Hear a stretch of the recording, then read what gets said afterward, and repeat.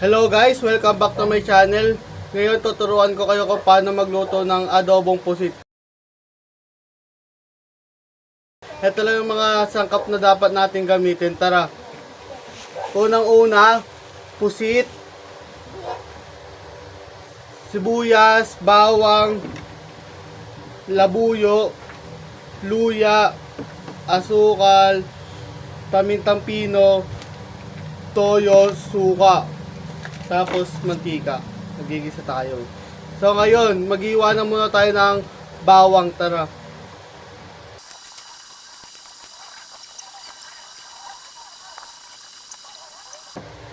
So ngayon, tapos na tayo mag-iwan ng bawang. Ngayon mag-iwan naman tayo ng sibuyas. Tara. So ngayon, tapos na tayo mag-iwan ng sibuyas. Mag-iwan naman tayo ng luya. Tara.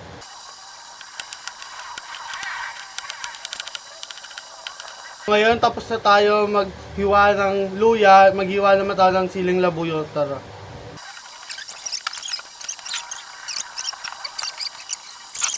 Sili. Tatanggalan na muna natin ng tinik ng mga hipon. Tara. So ngayon, magtatanggal na muna tayo ng tinik netong pusit. Tara, samahan nyo ako.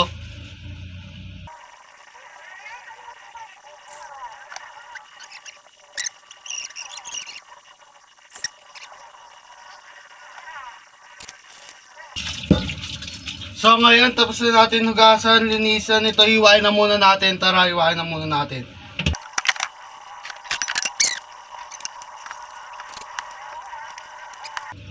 Yan, tapos na natin siya hugasan. Ngayon, magpiprito na tayo ng mga bawang sibuyas. Gigisahin na natin sila. Tara, samahan nga ako. So ngayon, magigisa na tayo ng mga bawang sibuyas. Sindahan na muna natin tong kalan.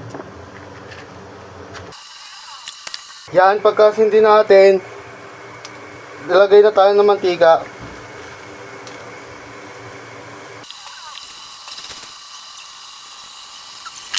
Tayo lang natin yan uminit. Pagkatapos uminit niyan, ilagay na natin yung bawang sibuyas, sili, luya. Antayin lang natin.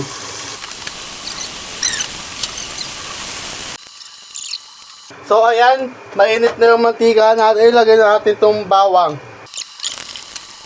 Sunod na kagad natin itong luya. Tapos yung sili. Ilagay na din natin itong sibuyas. So ngayon, ilagay na natin itong pusit.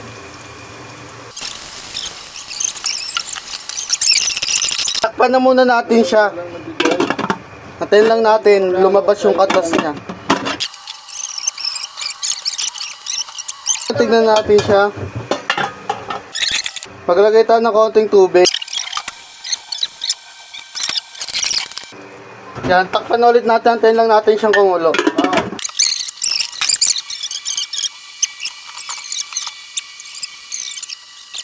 So ayan, tignan na natin kung kumukulo na. Yan, kumukulo na siya. Lagay natin toyo, suka. Tayo muna ng pamintang pino. Takpan na natin siya. Tayo lang natin kumulo.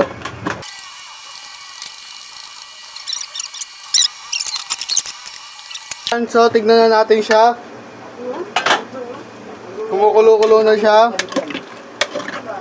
Lagay natin ito asukal. Antay lang natin siyang kumulo tapos luto na yun. Takpan na muna natin. Yan, so tignan na natin siya. Ayan, luto na siya. Kuha lang tayo. Yan, ito yung finished product natin.